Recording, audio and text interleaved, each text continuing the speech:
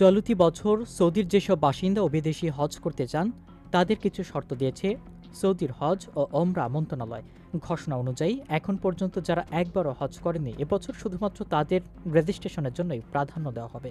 তবে হজযাত্রীদের গাইড হিসেবে যারা দায়িত্ব পালন করবেন তাদের জন্য শর্তটি শিথিল থাকবে। আরেকটি শর্ত হলো ন্যাশনাল কার্ড অথবা রেসিডেন্সি কার্ডের মেয়াদ জিলহজ মাসের 10 তারিখ পর্যন্ত থাকতে হবে। হজের রেজিস্ট্রেশনের সময় শতভাগ নির্ভুল তথ্য দিতে হবে। যদি কেউ ভুল তথ্য দেন তাহলে রেজিস্ট্রেশন বাতিল হয়ে যেতে পারে। হজ ও ওমরা মন্ত্রণালয় বলেছে, যারা হজ করতে আগ্রহী তাদের শারীরিকভাবে ফিট থাকতে হবে। দুরারোগ্য ও মরণ ব্যাধিতে যারা ভুগছেন তাদের হজের সুযোগ পাবেন না।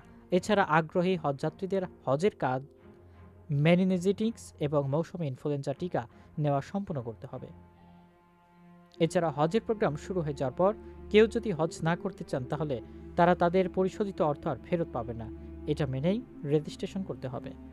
হজযাত্রীদের সবাইকেই স্বাস্থ্য প্রতিরোধ নিয়মনীতি পবিত্র স্থানগুলোতে যাওয়ার নির্দিষ্ট সময় অনুসরণ করতে হবে।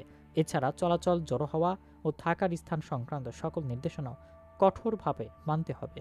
যাদের হজের অনুমোদন দেওয়া হয় তাদের নুসুক অ্যাপের মাধ্যমে এটি প্রিন্ট করতে হবে, যেন অনুমোদনের কাগজে থাকা কিউআর কোডটি ভালোভাবে দেখা যায়।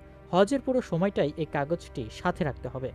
এছাড়া নিজে ছাড়া অন্য কাউকে এই কাগজটি দেওয়া যাবে না বলে শর্ত দিয়েছে হজ ও ওমরা মন্ত্রণালয়। এছাড়া এবারের হজে হজযাত্রীরা তাদের সঙ্গে শিশুদের নিতে পারবে না বলেও জানিয়েছে সৌদি।